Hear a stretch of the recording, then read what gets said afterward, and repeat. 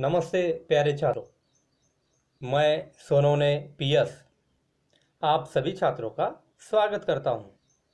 तो प्यारे छात्रों, पिछली तासिका में हमने हिंदी की पहली कविता हे मातृभूमि इस कविता की जानकारी ली है।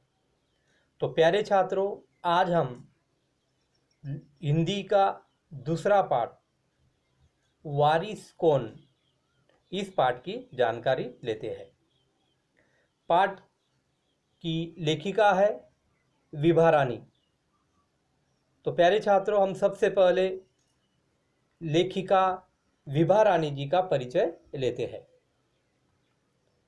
तो लेखिका विभा रानी जी का परिचय।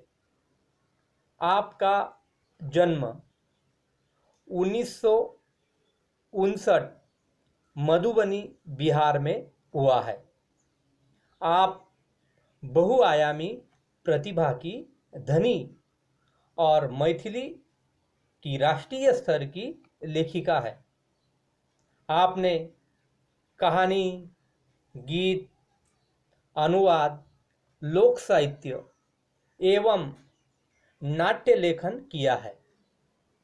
आप समकालीन फिल्म, महिला और बाल विषयों पर लोकगीत और लोक साहित्य के क्षेत्र में निरंतर काम कर रही है। तो प्यारे छात्रों, लेखिका विभा रानी जी ने वारिस कौन प्रस्तुत पाठ की जानकारी। प्रस्तुत पाठ संवादात्मक कहानी है। प्रस्तुत कहानी के माध्यम से लेखिका विभा रानी जी ने हमें जीवन में सफलता प्राप्त करने के लिए समय और उपलब्ध साधनों का सदुपयोग कर सूझबूझ से कार्य करने का संदेश दिया है। कहानी के राजा अपनी चारों बेटियों की परीक्षा लेकर सफल राजकुमारी को राज्य का राजा बनाने का निर्णय लेता है। इस कहानी के माध्यम से लेखिका विभा रानी जी ने हमें स्त्री पुरुष समानता का संदेश भी दिया है। तो प्यारे छात्रों, हम वारिस पाठ की जानकारी लेते हैं। तो वारिस कौन? रचनाकार विभा रानी। तो प्यारे छात्रों, आप सभी को इस पाठ की तरफ ध्यान देना है और पाठ पर पूछे गए सवालों का आपको जवाब देना है। तो हम पाठ पढ़ते हैं। एक राजा था, उसके 4 बेटियां थी। राजा ने सोचा कि इन चारों में से जो सबसे बुद्धिमती होगी, बुद्धिमती यानी होशियार होगी, उसे ही अपना राजपाट सौंपेगा। राजपाट यानी राजगद्दी राजा सौंपेगा। इसका फैसला कैसे हो? फैसला यानी निर्णय। इसका फैसला कैसे हो वह सोचने लगा यानी विचार करने लगा। अंत में उसे एक उपाय सूझा यानी उसके ध्यान में आया या उसे एक तरकीब सूझी। उसने एक दिन चारों बेटियों को अपने पास बुलाया, सभी को गेहूं के 100 दाने दिए और कहा, इसे तुम अपने पास रखो। 5 साल बाद मैं जब इन्हें मांगूंगा तब तुम सब मुझे वापस कर देना। गेहूं के दाने लेकर चारों बहनें अपने अपने कमरे में लौट आई। बड़ी बहन ने उन दानों को खिड़की के बाहर फेंक दिया। उसने सोचा, आज से 5 साल बाद पिताजी को गेहूं के इन दानों की याद रहेगी क्या? और जो याद भी रहा तो क्या हुआ? भंडार से लेकर दूंगी। दूसरी बहन ने दानों को चांदी की एक डिब्बी में डालकर उसे मखमल के थैले में बंद करके सुरक्षा से अपनी संदूकची में डाल दिया। तो चांदी, चांदी यानी रजत, चांदी को रजत कहा जाता है। रजत यह चांदी का पर्यायवाची शब्द है। उसी प्रकार मखमल, मखमल यानी रेशम के कपड़े में उन्होंने एक बंद संदूकची में उसे डाल दिया। सोचा 5 साल बाद जब पिताजी ये दाने मांगेंगे तब उन्हें वापस कर दूंगी। तीसरी बहन सोचती रही कि इसका क्या करूं। चौथी और छोटी बहन तनिक बच्ची थी, यानी वो सबसे छोटी थी और वो बच्ची यानी छोटे बच्चे जैसा हरकत वो करती थी, बच्ची थी। शरारतें करना उसे बहुत पसंद था। शरारतें यानी मटर गश्ती करना उसे बहुत पसंद था। उसे गेहूं के भुने दाने भी बहुत पसंद थे। उसने दानों को भुनवाकर खा डाला और खेल में मग्न हो गई। खेल में मग्न हो गई यानी तल्लीन हो गई, लीन हो गई, तन्मय हो गई। तो प्यारे छात्रों, इस पर आपको प्रश्न भी पूछा जा सकता है। सबसे जो छोटी बहन है उसे क्या पसंद था? तो दो अगर वाक्यों में अगर जवाब देने के लिए कहा गया तो उसे शरारत करना पसंद था और गेहूं के दाने भी उसे बहुत पसंद थे। तो यह खेल का पर्यायवाची शब्द क्रीड़ा। तो निम्नलिखित शब्दों का पर्यायवाची शब्द लिखिए। ऐसे भी प्रश्न आप लोगों को शब्द संपदा में पूछे जा सकते हैं, जैसे चांदी, खेल, इन शब्दों का आपको पर्यायवाची शब्द लिखना है। ऐसे भी प्रश्न आपको पूछे जा सकते हैं। तीसरी बहन या तीसरी राजकुमारी को इन बात का यकीन था कि तीसरी राजकुमारी को इस बात का यकीन था कि पिताजी ने उन्हें यूं ही ये दाने नहीं दिए होंगे। जरूर इसके पीछे कोई मकसद होगा। मकसद यानी उद्देश्य होगा। पहले तो उसने भी अपनी दूसरी बहनों की तरह ही उन्हें सहेज कर रख देने की सोची। सहेज कर यानी संभाल कर रख देने का विचार किया, लेकिन वह ऐसा नहीं कर सकी।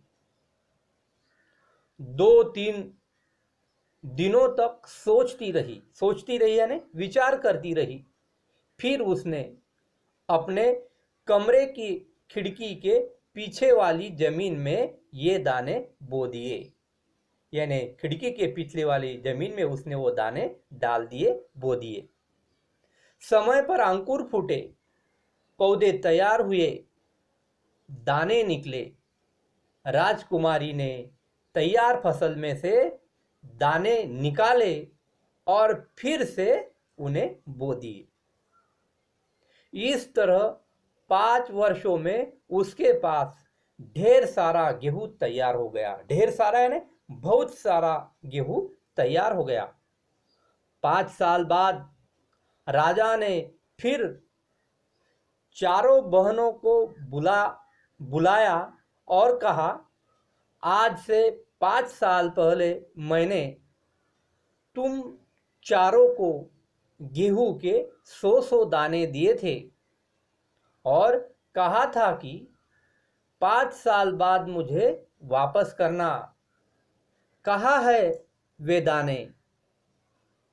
बड़ी राजकुमारी भंडार घर जाकर गेहूं के दाने ले आई और राजा को दे दिया या राजा को दे दिए। राजा ने पूछा, क्या ये वही दाने हैं जो मैंने तुम्हें दिए थे? पहले तो राजकुमारी ने हाँ कह दिया।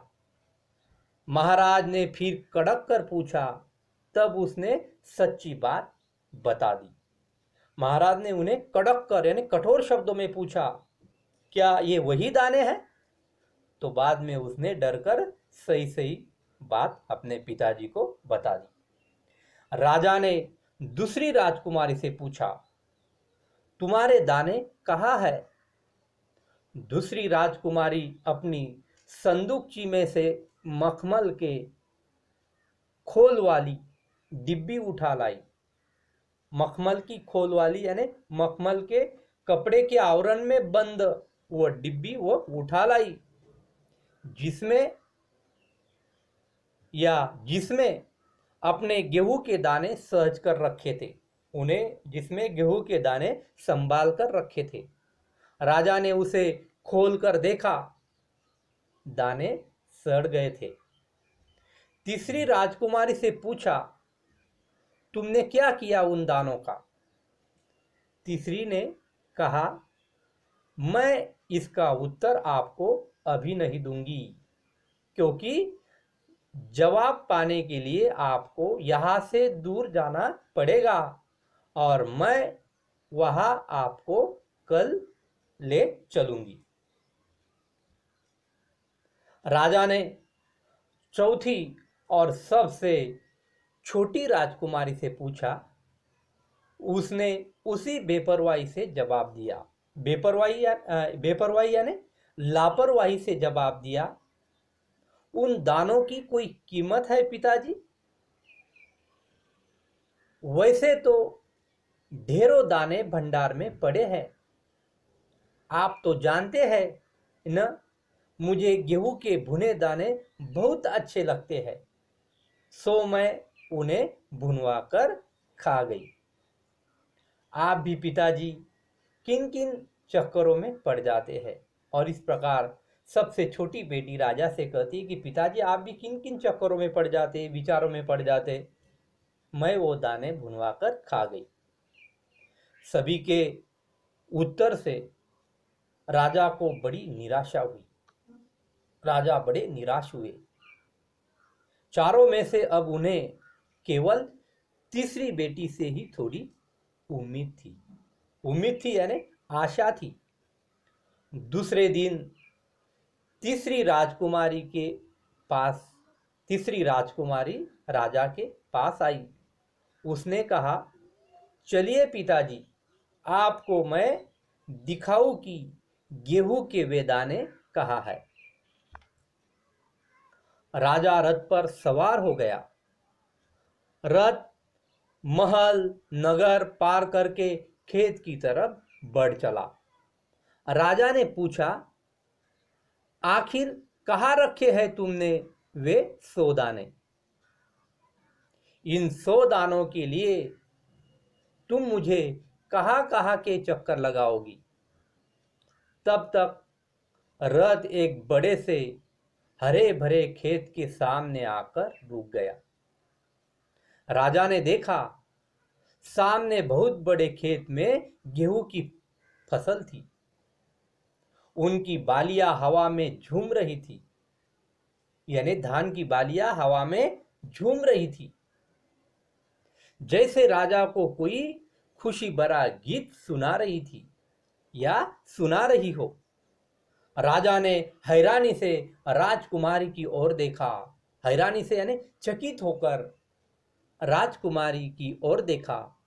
राजकुमारी ने कहा, पिताजी, ये है वे 100 दाने जो आज लाखों लाख दाने के रूप में आपके सामने है।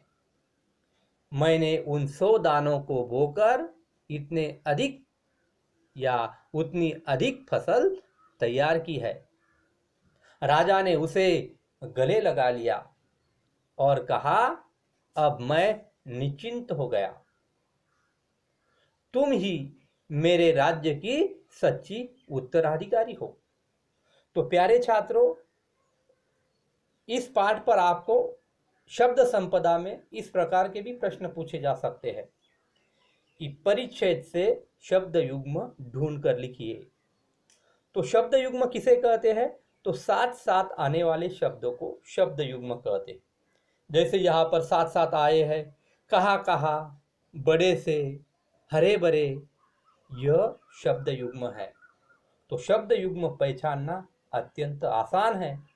तो इसी प्रकार प्यारे छात्रों, यहाँ पर वारिस कौन यह पाठ समाप्त होता है। लेकिन इस पाठ के माध्यम से लेखिका विभा रानी जी हमें संदेश देती है कि हमें अगर जीवन में सफल होना है तो सफल होने के लिए हमें समय का सदुपयोग करना चाहिए, समय का महत्व जानना चाहिए और समय के साथ उपलब्ध संसाधनों का अपना सुयोग्य उपयोग करके हमें अपने जीवन को सुकर बनाना है। लेखिका विभा रानी जी हमें इस पाठ के माध्यम से स्त्री पुरुष समानता का भी संदेश देती है, क्योंकि राजा को सिर्फ 4 लड़कियां थी। राजा अगर चाहता तो किसी लड़के को वह गोद लेकर उसे वो राजगद्दी पर बिठा सकता था, लेकिन राजा ने वैसा नहीं किया। राजा ने लड़का और लड़की में किसी प्रकार का भेद नहीं माना। उन्होंने अपनी 4 लड़कियों में से ही उत्तराधिकारी चुनने का निर्णय लिया और इस प्रकार इस पाठ के माध्यम से लेखिका हमें स्त्री पुरुष समानता का संदेश भी हमें देती है। और इस प्रकार आज के बालक कल के इस देश के आप भावी आधार स्तंभ है और आपको भी किसी प्रकार का स्त्री पुरुष भेदभाव हमें नहीं करना चाहिए। लड़का हो या लड़की, हमें समान दृष्टि से देखना है, क्योंकि किसी ने कहा है नाम चलते किसने देखा। तो प्यारे छात्रों, तो इसी प्रकार इस पाठ के माध्यम से लेखिका विभा रानी जी हमें यही संदेश देना चाहती है। तो प्यारे छात्रों, इस पाठ पर आपको स्वाध्याय के लिए कुछ आकलन कृति के प्रश्न। कृति 1, आकृति पूर्ण कीजिए। राजा ने चारों बेटियों को बुलाकर क्या कहा? ये 2 कॉलम में आपको उसका जवाब लिखना है। उसके बाद कृति 2, उत्तर लिखो। गेहूं के दानों का चारों बहनों ने क्या किया? इसका आपको यहाँ 4 कॉलम में जवाब लिखना है। उसके बाद कृति 3, उचित घटनाक्रम लगाकर वाक्य फिर से लिखो। पहला वाक्य है तुम ही मेरे राज्य की सच्ची उत्तराधिकारी है। दूसरा वाक्य है राजा रथ पर सवार हो गया। तीसरा वाक्य है पहले तो राजकुमारी ने हाँ कह दिया। और चौथा वाक्य है समय पर अंकुर फूटे। तो प्यारे छात्रों, इन चारों वाक्यों में जो वाक्य पाठ में सबसे पहले आया है उसे पहले क्रमांक पर लिखना है, जो बाद में आया है उसे दूसरे क्रमांक पर, जो उसके बाद आया है उसे तीसरे क्रमांक पर और सबसे आखिर जो वाक्य आया है उसे चौथे क्रमांक पर लिखकर उचित घटनाक्रम लगाकर आपको वाक्य लिखना है। इसी प्रकार के प्रश्न भी आपको परीक्षा में पूछे जा सकते हैं। उसके बाद कृति 4, सही विकल्प चुनकर वाक्य फिर से लिखिए। 1, जरूर इसके पीछे कोई टिम्ब टिम्ब होगा। तो 3 पर्याय है, एक उद्देश्य, हेतु, मकसद। तो उचित पर्याय आपको रिक्त स्थान में भरना है। दूसरा उपवाक्य, सो मैं उन्हें टिम्ब टिम्ब खा गई। तो 3 पर्याय है, भिगोकर, भुनवाकर, पकाकर। उचित पर्याय आपको वहां लिखना है। तीसरा वाक्य है तुम ही मेरी राज्य की सच्ची टिम्ब टिम्ब हो। रानी, युवरागी, उत्तराधिकारी, इन तीनों में से योग्य पर्याय आपको लिखना है। और चौथा उपवाक्य है इसे तुम अपने पास रखो, टिम्ब टिम्ब साल बाद मैं इन्हें मांगूंगा। 4, 7, 5। तो योग्य उत्तर आपको वहां लिखना है। तो इसी प्रकार प्यारे छात्रों, आपको इस पाठ के नीचे जो स्वाध्याय के लिए अलग अलग प्रश्न दिए हैं, जैसे भाषा बिंदु, रचना के आधार पर विभिन्न प्रकार के 3 वाक्य पाठों से ढूंढकर लिखो। उसी प्रकार उपयोजित लेखन के लिए यह प्रश्न है, अपने मित्र सहेली को दीपावली छुट्टी में अपने घर निमंत्रित करने वाला पत्र लिखो। या स्व अध्ययन के लिए यहाँ पर आपको बीरबल की बौद्धिक चतुराई की कहानियों के मुद्दों का फोल्डर बनवाकर कहानी प्रस्तुत करो। तो प्यारे छात्रों, आज के लिए इतना ही। धन्यवाद।